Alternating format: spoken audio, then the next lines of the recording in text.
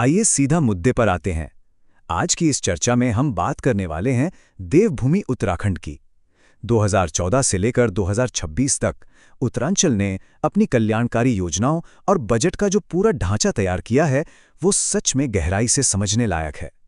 हम कागजी बातों से परे जाकर ये देखेंगे कि कैसे ये नीतियां ग्राउंड लेवल पर काम कर रही हैं, खासकर महिलाओं, युवाओं और किसानों की जिंदगी में ये क्या बदलाव ला रही हैं।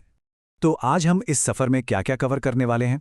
सबसे पहले महिला और बाल विकास, फिर हम देखेंगे स्वास्थ्य और सामाजिक सुरक्षा को, उसके बाद युवा और शिक्षा, चौथा पड़ाव होगा कृषि और स्वरोजगार, और आखिर में नजर डालेंगे बजट 2026 और राज्य के भविष्य पर। चलिए शुरू करते हैं। भाग 1, महिला और बाल विकास, यानी हमारी अगली पीढ़ी को सशक्त बनाना। सबसे पहले बात करते हैं नंदा गौरा योजना की। इसका सीधा सा मकसद है बाल विवाह रोकना और बेटियों को पढ़ाना। अब इसमें गरीबी रेखा से नीचे वाले परिवारों की बेटियों को 50,000 रुपए की आर्थिक मदद मिलती है। लेकिन ध्यान देने वाली बात यह है कि ये पैसे एक साथ नहीं मिलते, ये 2 किस्तों में आते हैं। पहला बेटी के जन्म पर और दूसरा उसके 12वीं पास करने पर। और हाँ, एक बहुत ही ताज़ा अपडेट ये है कि 2025 में 12वीं पास करने वाली छात्राओं के लिए आवेदन की आखिरी तारीख बढ़ाकर 4 जनवरी 2026 कर दी गई है। मतलब सरकार ज्यादा से ज्यादा बेटियों तक पहुंचना चाह रही है। अब पहाड़ों में रहने वाली महिलाओं की जिंदगी आसान तो नहीं है ना? अक्सर उन्हें मीलों दूर खड़ी चढ़ाई चढ़कर भारी भरकम चारा लाना पड़ता है। इसी शारीरिक बोझ को खत्म करने के लिए आई है मुख्यमंत्री घसियारी कल्याण योजना। सोचिए, 7,771 केंद्रों के जरिए अब सुरक्षित और पौष्टिक पशु आहार सीधे घर घर पहुंचाया जा रहा है। यह सच में एक बड़ी राहत है। इसके अलावा बेटियों के जन्म को एक उत्सव बनाने के लिए वैष्णवी सुरक्षा योजना के तहत परिवारों को नवजात किट और कार्ड दिए जा रहे हैं। और अगर हम बजट 2026 की बात करें तो ईजा बोई शगुन योजना के लिए अलग से 14.13 करोड़ रुपए का एक बड़ा हिस्सा रखा गया है। भाग 2, स्वास्थ्य और सामाजिक सुरक्षा, यानी राज्य का अपना सेफ्टी नेट। 5 लाख।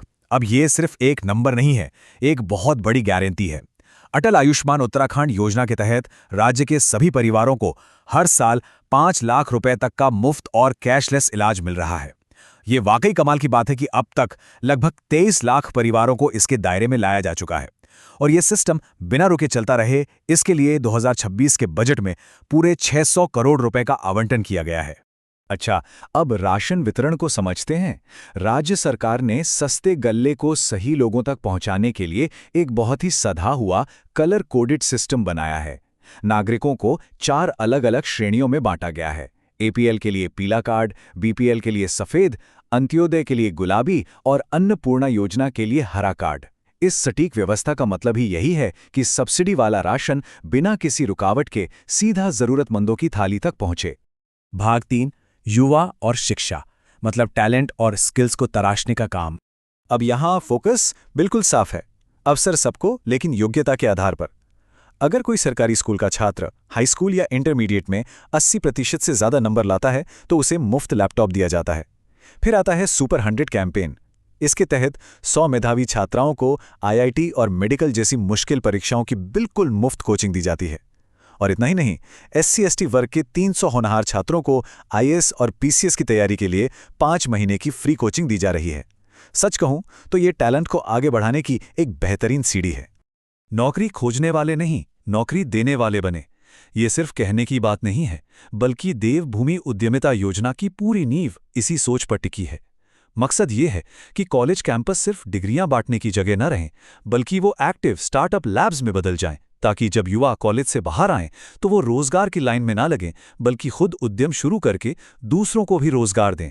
भाग 4, कृषि और स्वरोजगार, राज्य की अर्थव्यवस्था की जड़ों को मजबूत करना। यहां सरकार 2 बिल्कुल अलग तरह की जरूरतें पूरी कर रही है, और ये समझना बहुत दिलचस्प है। एक तरफ है उत्तराखंड किसान पेंशन योजना। इसमें 60 साल से ऊपर के उन बुजुर्ग किसानों को हर महीने 1,000 रुपए की पेंशन दी जाती है जिनके पास अधिकतम 2 हेक्टेयर तक की जमीन है।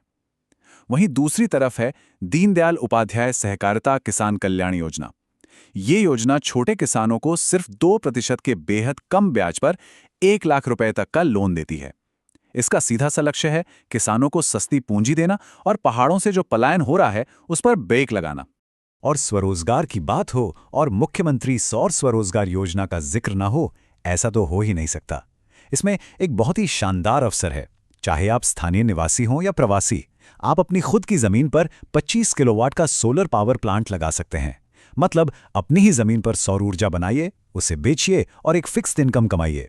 पलायन रोकना और हरित ऊर्जा, दोनों निशाने एक ही तीर से। भाग 5, बजट 2026 और भविष्य। चलिए अब माइक्रो लेवल से निकलकर पूरे राज्य की एक बड़ी तस्वीर देखते हैं। 11,703.21 करोड़ रुपए मुख्यमंत्री धामी द्वारा पेश किए गए बजट 2026 का ये एक विशाल आंकड़ा है। अगर पिछले साल से तुलना करें तो इसमें 11.41% की एक बड़ी बढ़ोतरी हुई है। वैसे एक तथ्यात्मक बात यह भी है कि जब विधानसभा सत्र में ये बजट पेश हो रहा था तो विपक्ष ने अपना विरोध जताते हुए सदन से वॉकआउट किया था। लेकिन अगर सिर्फ आंकड़ों के नजरिए से देखें तो ये बजट डिजिटल उत्तराखंड, एआई और स्वच्छता पर एक बहुत बड़ा फोकस दिखाता है। राज्य आगे किस रफ्तार से बढ़ रहा है, ये इन कुछ आंकड़ों से साफ हो जाता है। डिजिटल गवर्नेंस का ये हाल है कि अब तक 1.17 करोड़ से ज्यादा डिजिटल प्रमाण पत्र जारी हो चुके हैं। मतलब सरकारी कामकाज में काफी पारदर्शिता आ गई है। भविष्य की तरफ देखें तो आईटीडीए के तहत आर्टिफिशियल इंटेलिजेंस के लिए एक बिल्कुल नया विभाग बनाया जा रहा है। और सबसे बड़ी बात, अप्रैल 2026 तक बद्रीनाथ केदारनाथ मास्टर प्लान भी पूरा होने की उम्मीद है, जिससे तीर्थयात्रियों को एकदम वर्ल्ड क्लास सुविधाएं मिलेंगी। अच्छा, इन सब बेहतरीन योजनाओं और करोड़ों के बजट के बीच एक बहुत ही जरूरी प्रशासनिक वास्तविकता है जिसे समझना जरूरी है। स्रोतों में ये बिल्कुल साफ लिखा है कि ये सारी कल्याणकारी योजनाएं पहले आओ पहले पाओ के आधार पर और बजट की उपलब्धता पर निर्भर करती हैं। तो ये एक व्यावहारिक सीमा है जिसे हर किसी को ध्यान में रखना ही चाहिए। तो आज की इस पूरी चर्चा को हम एक बहुत ही अहम सवाल के साथ खत्म करते हैं। नीतियां कागजों पर तो बहुत शानदार हैं, बजट भी करोड़ों का है और हम एआई की बातें भी कर रहे हैं। लेकिन सबसे बड़ा सवाल यही है कि क्या ये सारी भव्य योजनाएं पहाड़ों के उस बिल्कुल आखिरी गांव तक उसी प्रभाव के साथ पहुंच पाएंगी? भव्य नीति और जमीनी हकीकत के बीच की इस खाई को कैसे भरा जाएगा? ये एक ऐसा सवाल है जो आगे आने वाले समय में इन सारी कोशिशों का असली पैमाना तय करेगा। आज के इस विश्लेषण में बस इतना ही।